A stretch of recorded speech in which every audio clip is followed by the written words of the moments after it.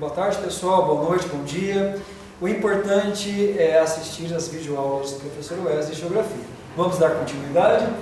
Então, pessoal, nessa aula, atualmente, quase todas as paisagens da Terra, salvo os polares, os altos cumes das cordilheiras, as matas virgens e o interior dos desertos apresentam influência humana ou cultural, em maior ou menor medida. As paisagens em que a ação do homem não se impôs são predominantemente naturais e de escasso valor econômico. Então, existem sim regiões do planeta que têm pouco acesso dos envolvimentos humanos, econômicos e culturais na paisagem, que é a construção humana, né?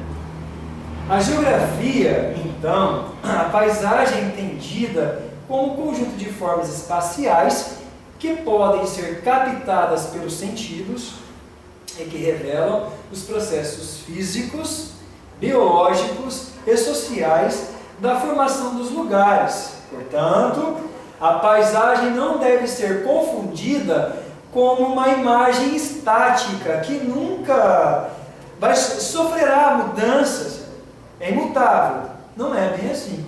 Mas deve ser considerada como uma representação de relações dinâmicas e complexas. Sim, há uma grande complexidade na formação dos elementos da natureza e que formam então as paisagens naturais, como também a grande complexidade, os vários elementos que constituem a paisagem urbana antrópica do homem.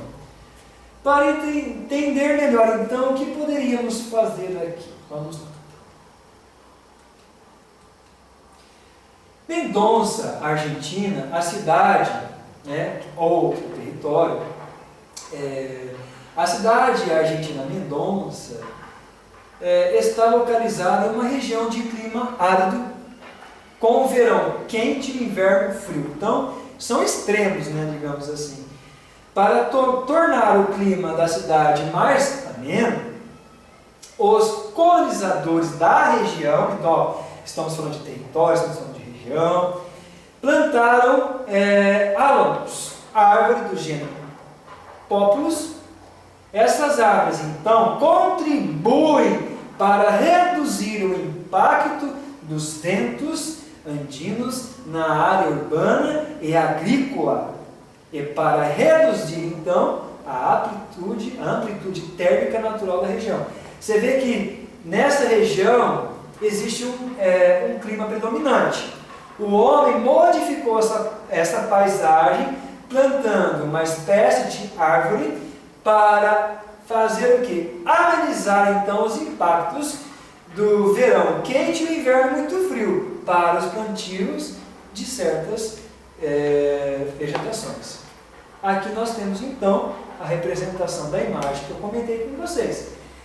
Então, como o verão é muito quente e depois o inverno é muito frio, as plantações com certeza então iriam morrer.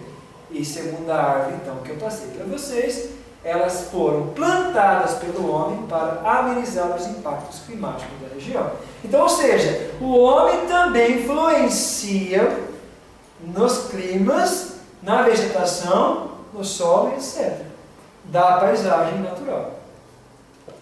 A relação entre clima e vegetação é responsável ainda pela formação de outros fatores relevantes da composição da paisagem, como relevo, solo e hidrografia relacionada à água. O regime de chuvas e ventos, por exemplo, são determinantes na esculturação do relevo. Então, o relevo vai ser mudado. Uma montanha, o solo, o solo também pode ser mudado. O solo também é um dos resultados da relação entre clima e vegetação. Na floresta amazônica, região norte, o solo é rico em matéria orgânica proveniente da floresta. Então, isso significa o quê? Que a nossa floresta amazônica possui seu próprio solo rico em matéria orgânica proveniente da floresta. Então, aquele ecossistema, aquela fauna, aquela flora é específica. Se for destruída por, então, desmatamento, será perdido para sempre. Floresta amazônica, região norte, estamos falando de região com clima equatorial úmido, a vegetação é adaptada à presença abundante de água e contribui para a formação de massas de ar úmida por meio da evapotranspiração da floresta. Então, a nossa floresta amazônica, ela contém uma grande quantidade hídrica. Tá, pessoal? A nossa floresta, ela tem seus recursos naturais próprios de cada floresta, da sua própria floresta. Floresta, então, tá? Quais são as paisagens naturais? Paisagem natural, na geografia, a paisagem natural é aquela que apresenta somente a natureza. Então não tem elementos do homem ali, tá? Não vai uma pontinha que tiver ali, uma casinha, uma enxada caída ali. Então não é uma paisagem natural. Ela é uma paisagem modificada pela ação do homem. Então ela não pode conter nenhum elemento natural. Sendo assim, a paisagem natural não sofreu ação antrópica. Por quê? Não tem elemento nenhum de nenhum ser humano, homem. Quando falamos homem, falamos então todos, homens e mulheres. Interferência humana, né? Ou seja, a paisagem natural pode ser uma montanha, um deserto, um lago, uma floresta, dentre outros. Pode ser. Paisagem natural. Aqui nós temos sim uma representação típica de uma paisagem 100% natural. Porque até então não existe nada antrópico ali, ou seja, nada que o homem construiu. Pessoal, espero que vocês tenham gostado dessa aula. A próxima aula daremos continuidade nas representações, principalmente que vamos tratar um pouquinho sobre território e região, para saber as localidades onde as nossas paisagens, tanto daqui no nosso Brasil, como vimos da Argentina, do mundo, sofrem mudanças. Até a próxima!